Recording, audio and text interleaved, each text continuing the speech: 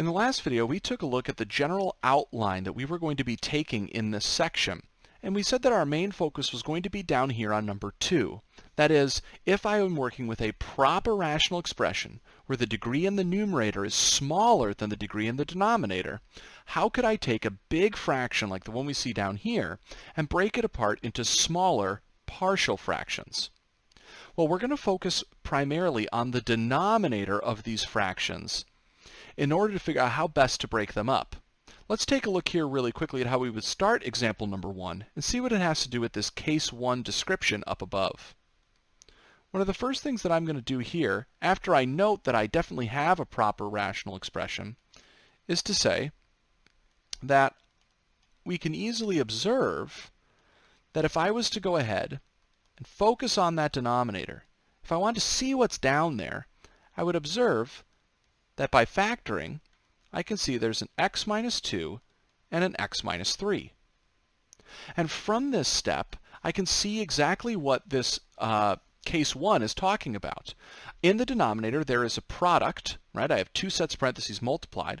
The two items being multiplied are linear, that is, they're x's to the first power, and they are indeed distinct. They're not the same item being multiplied together. So because of this, this is kind of a case 1 scenario. And now I want to go ahead and try to figure out what would come on the other end of this blue equal sign. That is, how can I go ahead and break this fraction into smaller fractions? Well, you might be able to at least start to take a slight guess that if I wanted two fractions that added up together to make this fraction, I would probably need fractions with these denominators. Right? That way I could imagine getting a common denominator between these that would match this one. Now, what's in the numerator of these fractions, I don't really know. But I should be able to see that these fractions here would need to be proper fractions. That is, again, the degree in the numerator has to be smaller than the degree in the denominator. But if the denominator has degree 1, then the only way to be smaller than that is for the numerator to have a degree of 0. What does a degree 0 polynomial look like? Well, a degree 0 polynomial is actually just a constant. It would be a number. So I'm going to go ahead and I'm going to put in a capital A up here and a capital B over here, and those are just going to stand for two mystery numbers. If I can figure out what A and B actually are, then I'll know how this big fraction breaks into two smaller ones. Okay, so this is at least my start. I'm doing a little bit of algebra here.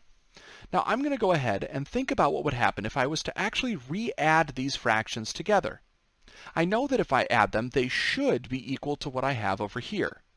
Well, notice that what I would have to do is multiply the first fraction by x minus 3 over x minus 3. I'd have to multiply the second fraction by x minus 2 over x minus 2. And then, of course, these would have a common denominator, and I could push them together. So this is what they would look like. Now what you'll see here is that these two fractions that I'm underlying in red should be the same fraction. They have the same denominator, which means they should then have the same numerator.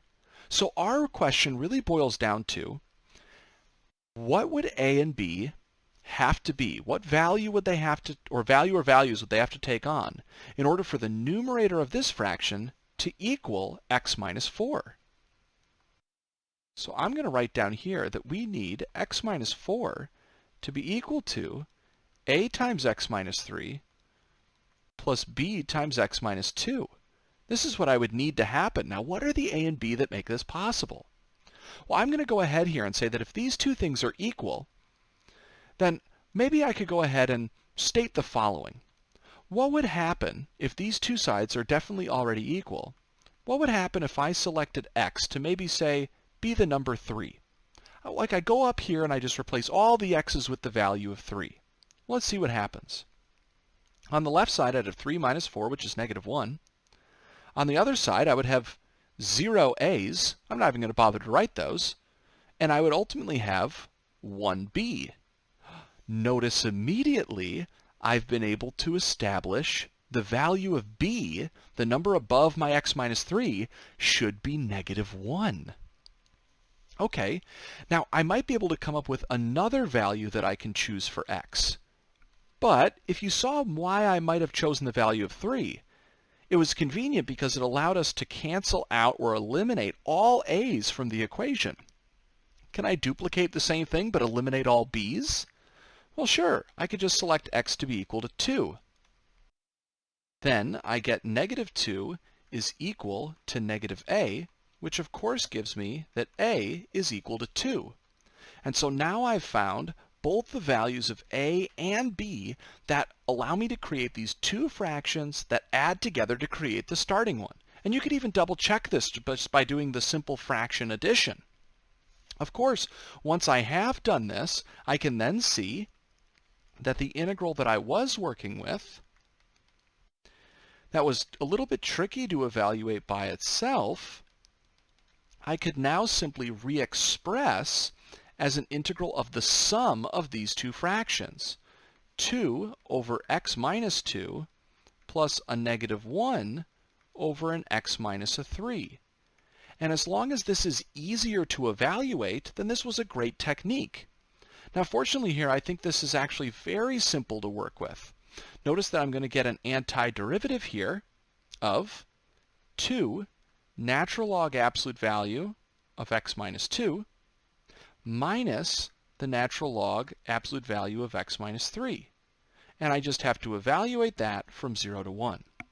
It's important to also note here that these absolute value bars again are crucial, because as I start to evaluate at my values of 1 and 0, if I didn't have these absolute value bars, I'm going to be getting natural logs of negative values, which of course I'm unable to compute. So let's see what we come up with here. I'm going to get 2 times natural log absolute value negative 1 minus natural log absolute value of negative 2. Then when I plug in 0, 2 natural log absolute value negative 2 minus natural log absolute value negative 3. If I simplify this down a bit more, that's 2 natural logs of 1 minus a natural log of 2 minus 2 more natural logs of 2, and finally plus a natural log of 3. This can be simplified just a tiny bit further. I know that natural log of 1 is 0, and then I could finally write this as natural log of 3 minus, let's see, that's a total of 3 natural logs of 2. Now you could go a bit further than this with some logarithm properties, and I think I even do in the notes in Blackboard, but this is completely sufficient to just stop here. So we can see again that what we've been able to do is that if I recognized that my starting fraction had in its denominator a product of distinct linear factors, I knew the general shape of the fractions that would make up the larger one. I did a little bit of algebra to find what those values were, and then I was good to go. Now this obviously takes a little bit of getting used to. But again, just note that I had to have proper fractions here, so I'd have numbers on top, and each of these distinct factors got its own fraction. Now you can actually try to practice the same exact thing here on number 2. It's a question I'm going to leave for you to try on your own. And of course, you can go ahead and check the solutions up in Blackboard.